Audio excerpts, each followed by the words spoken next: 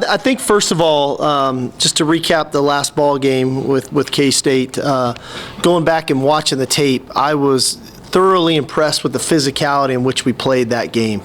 And we knew going up against that physical of an opponent, their ability to run the football, their ability to stop the run was going to be a huge component to the game. And for us to come out and rush for, I think, a little over 230 yards against the top rush defense in our league, and then to turn around and hold them to 33 yards rushing, I think had a huge impact on the game. And I would say for our team, we really played good football the majority of the game. And the hard part to look at when you watch the game and then you see the momentum swings in the game,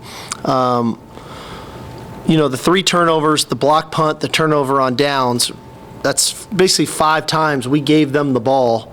And 4 of those 5 were with a short field. And that created momentum. And then 2 of the touchdowns they score, the first one there, we have 2 missed tackles by very reliable players, which was uncharacteristic. And then on the sudden change after the turnover, the post for the touchdown where we blow the coverage, which again, uncharacteristics. Kind of those 7 plays, when you think about football, kind of all of a sudden the mentality is that's how the game went. When in reality, the majority of those other plays, we played really good football. And so the key for us is to minimize these self-inflicted wounds, which can ultimately change the game. Because when you think about, they scored 20 points in 4 plays. And I think in about 2.5 minutes came off the clock, right? It was, and how quickly that game turned and changed that way. So I do think there was a lot of positives in the game. I thought our defensive line was absolutely dominant in the game. And it was really across the board from, I think we were all pretty clear of what Sweat and Murphy are doing inside, but Ethan Burke, having him back, Barron Sorrell, great games. And so the defensive front was fantastic. I think AD, fantastic game at wide receiver. I think he helped us get some momentum back there in the fourth quarter on that drive, and it continues to make plays. I think Xavier in the punt return game is really showing up again. His ability to flip the field for us is just another added weapon. And the last thing I'd like to say about the game is what an awesome environment and atmosphere DKR was Saturday. I mean, it was absolutely rocking, and we needed our fans up until that very last play. And when I took this job, I envisioned, obviously, us being a championship caliber team and compete for championships year in and year out. And I envisioned having one of the most intimidating places to have to play in the country. And so to have these 2 things happening in year 3, it's pretty special, and I'm very grateful for our fans and the support that they give us. I'm grateful for our players in what they put in week and week out, and it's an awesome time to be part of Texas Longhorn football. It's an awesome time to be supporting Texas Longhorn football. I know it's been a long time coming, so to be in this position in November, this is, again, you have visions of how you want your job to go and a program to go when you take over something, and for us to be in this situation and have our stadium sold out, rocking in a pivotal game in Big 12 play, that's what it's all about. And so I'm hopeful we continue this, and I'm looking forward to seeing a sea of burnt orange up in Fort Worth Saturday, supporting our guys and supporting the team. I know we appreciate that as we continue on this mission, as we continue on this journey. So obviously we've got a tall task Saturday, going on the road, night game, primetime game against a good football team that I don't think the record is indicative of how good they are. They've had a couple tough losses that could have gone either way, and then the record looks different. So we got to make sure that we look at the totality of the body of work of TCU. They've got really quality players. They've got a veteran defense. They've got athletic quarterbacks. They got good schemes. They're really good on special teams, and so we know they'll be ready to play. We know we'll get their best shot. We need to ensure that they get our best shot as well. Thanks, Coach. We'll start on the far right. Ed? Coach, could you give us an update on quarterback Quinn Ewers? You expect Quinn to play, just an update on that. And how's Malik doing after a rough fourth quarter against Kansas State? Yeah, so Quinn, like I said, he started to throw a little bit last week. He threw again today.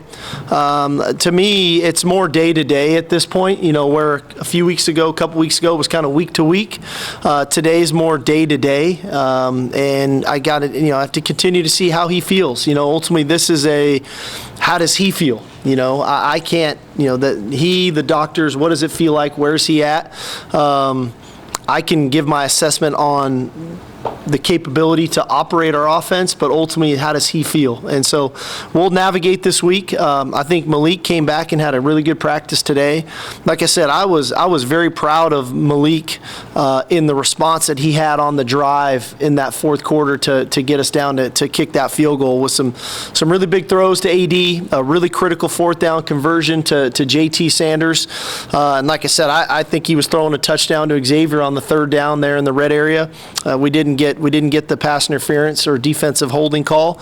We settled for the field goal, but that was a really critical drive in that game to take a 3-point lead. So I think his response in game was pretty good, but I think today was even better in his ability to come out and throw the ball and have command. So positives on that front. Over here on your left, Coach Danny. Steve, staying on Malik, how difficult is it to coach a young quarterback to say it's okay to throw the ball away, it's okay to maybe take a sack and not try to make something happen that's not there? Well, I think that's always the challenge for first time starters, first 2, 3, 4 game starters at quarterback, because in practice like we talked about last week about the guys rush the quarterback and the quarterbacks aren't allowed to be hit, and so they pull off. And so sometimes you think, oh, that's just how the game goes, until you realize a guy's putting his helmet in your chest as you're trying to throw the ball. So you realize, okay, they are actually going to hit me now. And two, there's not as many consequences in practice. You can have some of those consequences in scrimmages, but you don't get to have the consequences in practice when you throw an interception, when you force a ball, because you're going through the script of practice and you got to get certain plays repped and done. In game, you throw that interception, A, you're off the field, B, they get the ball on your 8-yard line or whatever it is, and they score a touchdown. Like, it impacts everybody. And so sometimes you have to have the real life experience. You have to have some of those growing pains to understand the value of those types of plays. And they're the least sexiest plays for a quarterback. It is a tough thing to do. One of the hardest plays a quarterback ever has to make is throwing a ball away, because you think competitively there's always a throw that I can make, but quite frankly, the most competitive play a lot of times you can make is throwing that away when you're competing for your team, and the impact that it has for your team, and earning the right to punt and let your defense go play defense and things of that nature. So it's a big challenge. It's a big challenge to coach. It's a big challenge for the player to understand the value in that. And like I said, I think sometimes you have to have real life experience to understand the significance of that play and the consequence of that play when you make it. And so hopefully, like I said, I think that he learns from that, and we don't, the sign of a really good player is that they don't make the same mistakes twice, and that they learn from those things. And I think Malik's a very conscientious young man, and I think that he'll definitely learn from that. Back to your right, Bob. Kind of along those lines, Quinn was doing a really good job of utilizing his legs 3 or 4 times a game. What's the difficulty in trying to get Malik to do those same things as he tries to get comfortable in the system and make the throws that you want him to make? I think every quarterback's different. Everybody's skill set's different. Malik's skill set is different than Quinn's, which is different than Arch's. Everybody's different. And what we try to do is have quarterbacks play to their strengths. And we try to call plays accordingly to their strengths, especially early on. And so, I don't know if there's been quite frankly, a lot of opportunities to where Malik could have used his legs necessarily. I look at, the 2 interceptions, he's trying to hit Jonte on a deep ball. He slips coming out of his break and he floats the ball a little bit. It gets intercepted. The other one's on a screen. So neither of those 2 was an opportunity to run. And then some of the other areas that he had, I think more than anything for Malik in the game was stepping up in the pocket and not drifting in the pocket and drifting back in the pocket and stepping up and remaining accurate. He's a fantastic passer of the ball. He's got great accuracy.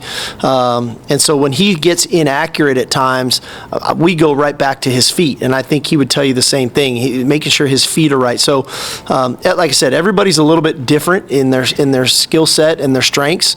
And like we just try to get them to play to their strengths and then work on those other things while we're trying to build momentum as a player. Over here on your left, Thomas. Coach, I was talking with one of your linemen after the game about JB's 1,000-yard season. Last year, Bijan Roshan got the deserved attention. How much do you feel the O-line were overlooked in that? And do you think that was a source of motivation for him this year? I mean, they aren't overlooked for us. That's, and I don't mean to offend you guys. I don't pay much attention to what you guys write about. I try to focus on what we can control and what we do. But they were a young unit last year. And, anytime you start two true freshmen on your offensive line, there's going to be some growing pains. But naturally, when you have two runners run the way that those two guys ran, granted very talented, and then move on to the NFL, clearly we had to be doing some things right around them, right? We had to have some decent schemes, and we had to have been blocking people pretty well to give them those opportunities. And so I do think for our offensive line coming back this year with the wealth of experience that we had, those guys have really grown together and they've taken on some real personality on the team. And I think they've got a great deal of confidence in blocking and then I think they have confidence in the runners behind them, and JB most notably. That he can take advantage of that. And so I do think they take a lot of pride in that. And we challenged them. We challenged them this week going into this ball game against Kansas State, and they definitely responded. We ran the ball extremely well. We didn't give up any sacks. So they had a heck of a game that way, and I think that's what they're capable of. Back to the right, Eric. Steve, you opened the year talking about this team's versatility, and you stayed consistent with that message all the way through. Just a two-part question. One, at what point leading up to the year did you identify, this team is, as you said, really versatile? And B, how does this team's versatility compare to maybe previous teams you've coached in the past? Yeah, I definitely felt it going into training camp. You have a feel for your team, I think, coming out of spring practice. Okay, I have an idea. You don't have your full allotment of players, and you might have some guys coming off of injury, but start to get a little bit of a feel. And then when you get summer now, the way summer works, where we get to work with our guys on some position-specific functional training, and you start to say, okay, I really see what Coach Becton has done with player A, player B, and his speed or his growth and where he's at, and you start kind of putting the pieces to the puzzle together, and you add a couple transfers. All of a sudden, Ryan Sanborn shows up, and he's like, okay, you see him punt, and you're like, all right, we have a real punter. Okay, we have now our kickers aren't both freshmen anymore; they have some experience. And you start, just like I said, put the pieces to the puzzle together. You add a Catalan, you start to add some pieces, and you're like, we're going to be pretty good, okay? Now, we got a lot of work to do in training camp, and I think we're going to defend the run well. I think we can run the ball pretty good. We're bringing back an entire offensive line. Jonathan was coming back. Cedric had just been here through spring as a true freshman. Like I said, AD showed up, and now all of a sudden there's AD, Xavier, the true freshman receiver show up. So it all started to add up to me. And so when I went into fall camp, I was like, I think this is who we are. Now let's see if it can really come to fruition as we start going through training camp, and it showed. And so that part to me has been something that not only do I want to tell you guys that, I wanted to make sure our team knew that they felt confident that they could play any style of football that was needed on any given Saturday, and that we could win games, and that we could win games a variety of ways, and instill that confidence in them, that they should feel confident that we can play pretty much any way we want to play that's needed, anywhere, in whatever conditions that are needed. And so I've been proud of the guys that they've responded to that.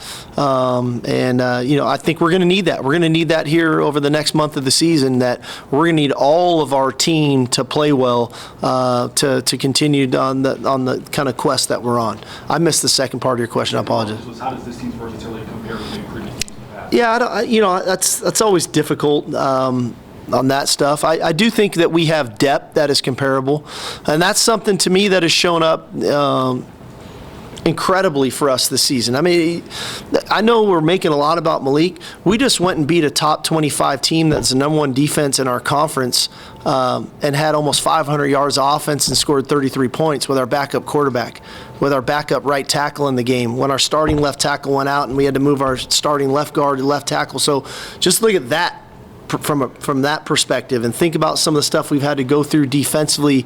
We didn't have two safeties last game with Catalan and Crawford out. Ethan Burke's coming back off an injury. Jade was down there for a minute. Ryan Watts was out for a minute. But we have enough depth on our team to put guys in position, and they can play good football for us to overcome. So that versatility, to compare to other teams, I don't know, but the one thing I can't compare it to is that we have depth similar to some of those other teams, to where when guys go out, the next guy in is more than capable of performing at a high level.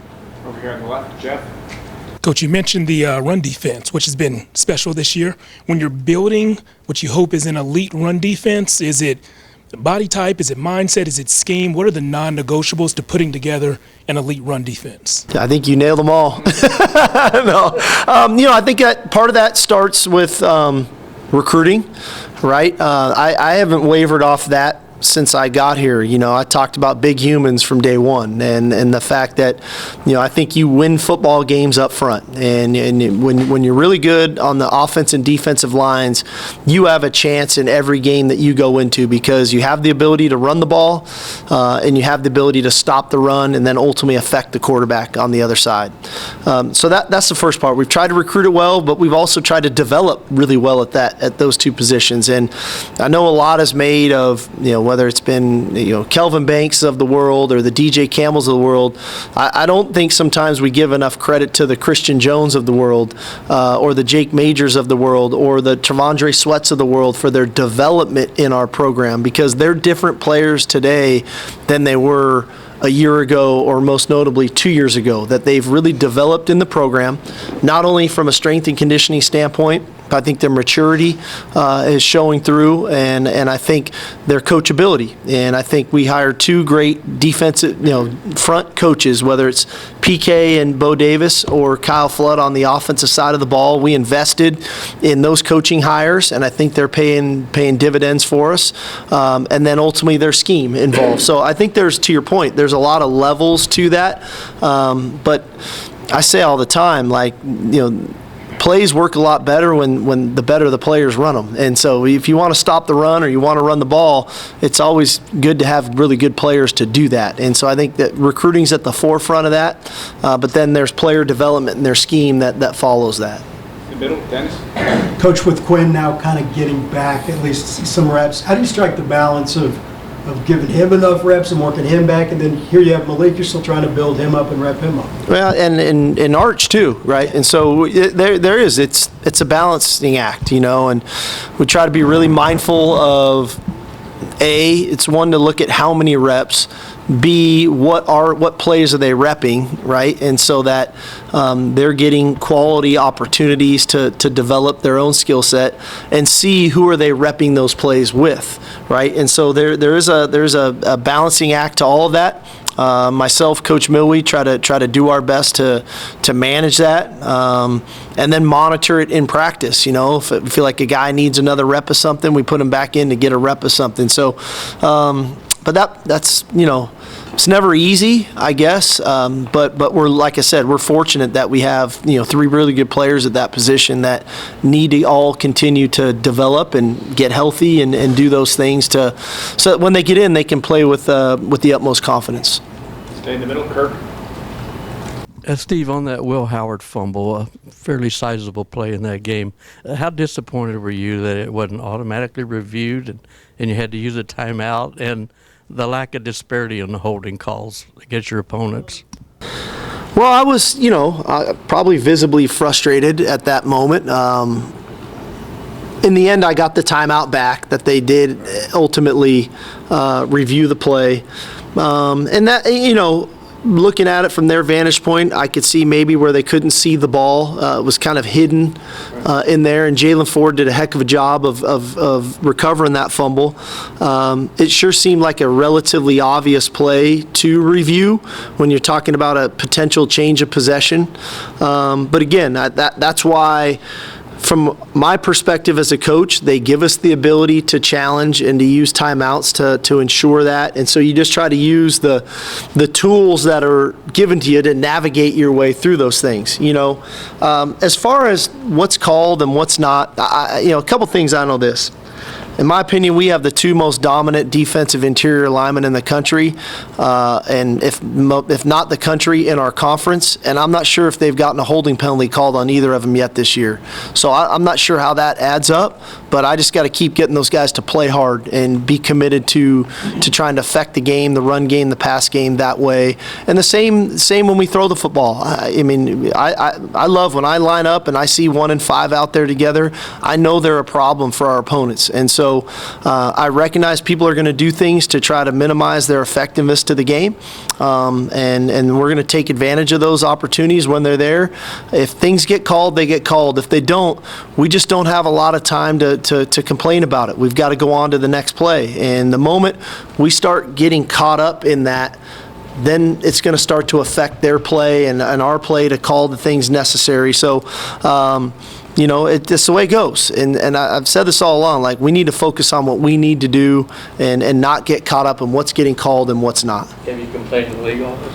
I don't necessarily complain, but what I do every week is I send in plays that I think there should have been a call, or could this have been called, or why wasn't this called, and they give us information back, and then we try to coach off of that. And I do think there's a lot of tools in that to kind of teach our players how to effectively not get held or not get pass interference or potential so that they can play to the best of their ability and how to avoid those things. And so, but I do send things in because I want to learn too. I don't want to be the guy on the sidelines that's just complaining to complain when clearly it is or isn't a foul. But sometimes things come back and they do agree with me, and then I'm just hopeful if that same situation gets presented in the future that call goes our way. On your right, Roger. Sark, you talk a lot about, every coach, communication and kind of those little things, and then the game comes down to one play. There's a great shot from behind Ryan Watts where he gives a little nod. Clearly there's some communication, then he covers up Sinnott, probably the first option. Just the whole idea of everything kind of on one play for the game coming through. There was really two plays. First of all, I think that was a sack, but I don't know, turn that one in. I think he was down on that play, but you never know. Thought it might have been a sack. So there was another play earlier. I want to go back to the fumble, on the sack fumble, where I talk a lot in here about tying together tight coverage with pass rush. And on that first sack fumble, Howard goes to make a pretty quick throw to kind of a short hook area, and Jade does a really good job of getting underneath that throw, and it forces Howard to pull the ball down and reset his feet, and then Ethan Burt comes in and strip fumble. So it was tying those two together. On that play, on the last play of the game, it was, first of all, really good disguise by Ryan Watts. Because his alignment, his stance, his body language, his demeanor looks like he's playing man coverage on the receiver. But then there was that subtle communication with Jaron Thompson about, if he goes inside, he's yours, I'm going to take the first man out. And the same thing kind of happens. Howard raises up to throw to the tight end, and there's Ryan Watts now sitting there taking the tight end away. He's got to double clutch the ball. Murphy has a great rush. Here comes Sorrell. He's on the ground, and the game's over. So it's tying, playing team defense is tying it all together. Providing a really good pass rush, again, means playing really good in coverage. And so those two things working on the same accord, that's how the pass rush comes to life. That's how tight coverage comes to life, those two things working together. Over here on your far left, Chip. Steve, can you give us an injury update on Banks and Catalan, and where has Arch Manning made the most progress? You see him in practice every day. Well, I'd say this. I think the thing that was probably the most encouraging thing for me today, everybody practiced. That was awesome. We've gone about a month now or so where certain guys have been out, certain guys have been limited. The beauty of today's practice, everybody was out there. Catalan was back out there. Crawford was out there. Kelvin was out there. Christian Jones was out there. So that was real positive. Naturally, as the week goes on, we're going to have to monitor all these guys and figure out, who can really contribute to the game and then how much and what is that going to look like. But for a Monday, for them all to be out there today was really, really encouraging for me.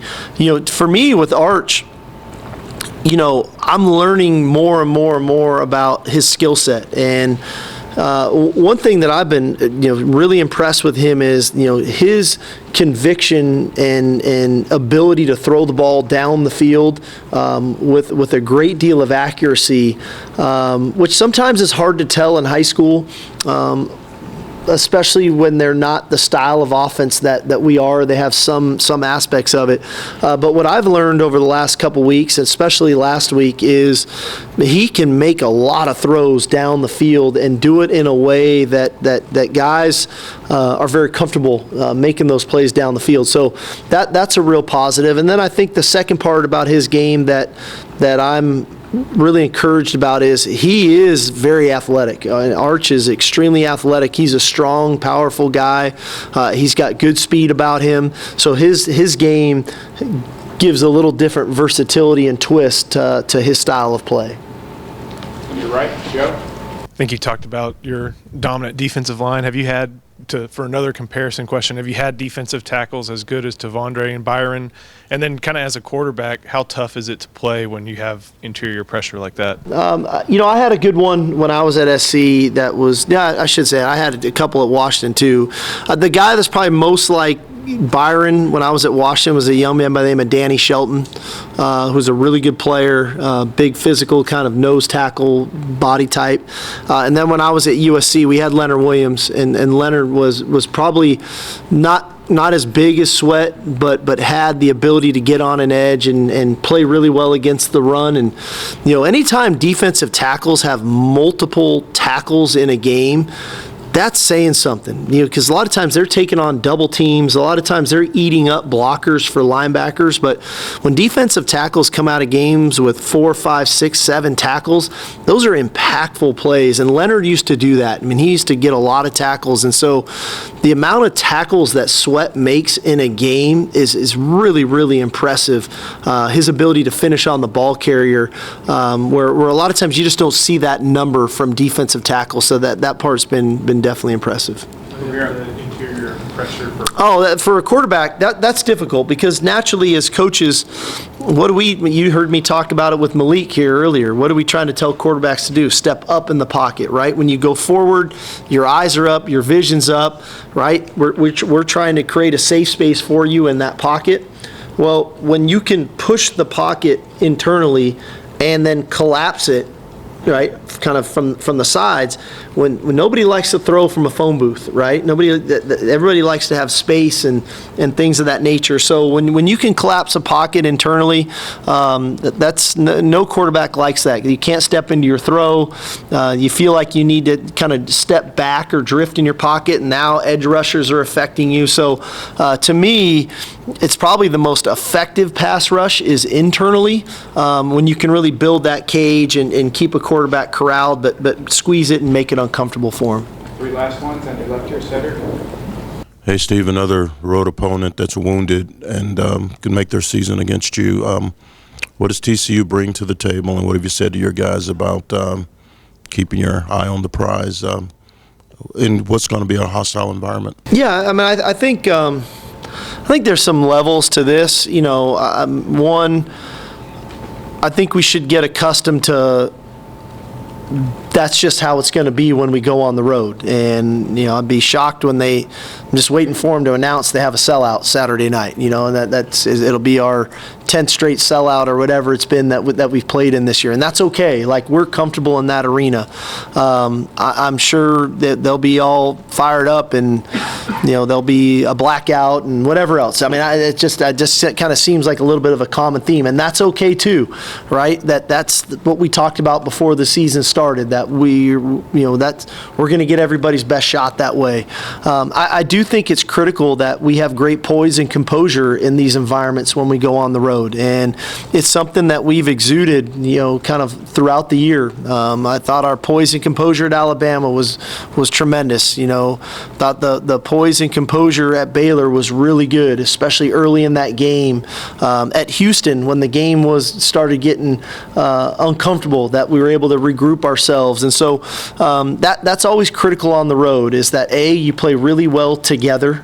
We don't get to bring as many people. We only get to bring 70 players, so that we're tight together. We've got great poise, great composure, and that we understand we're built for the arena. We're built for the environment, and naturally too, I think for our players, we didn't play very good against them last year. And you turn that tape on, they had a really good football team like they do this year. But man, we didn't put our best foot forward a year ago, and we made some really uncharacteristic errors that I think a lot of the guys on our team would like to kind of, man, I want to go show them what I'm actually capable of and the way that I can really play. And so that's something that I know the guys are looking forward to as well. Two last ones on your right, Onward. Hey, Coach. Xavier Worthy has received no shortage of targets over the past 2 games, but not as many receptions. What's kind of been happening from what you've seen on film? But on the flip side, you also talk about Adonai Mitchell and then what he's been meant to the passing game. Well, he hasn't gotten a pass interference called against him either over the last 2 games, so that's been tough, and there's been some opportunities where he's been open and we haven't quite made the throw. But I think to Xavier's credit, he's running fast, he's playing hard. He's impacted the game on special teams dramatically on punt returns the last 2 weeks. He's played really good football for us this year, and I think there is a lot of benefit in knowing he has a guy on the other side that can impact the game as well in AD. So we're fortunate to have 2 quality receivers that way that can change the game and can impact the game at any given moment. And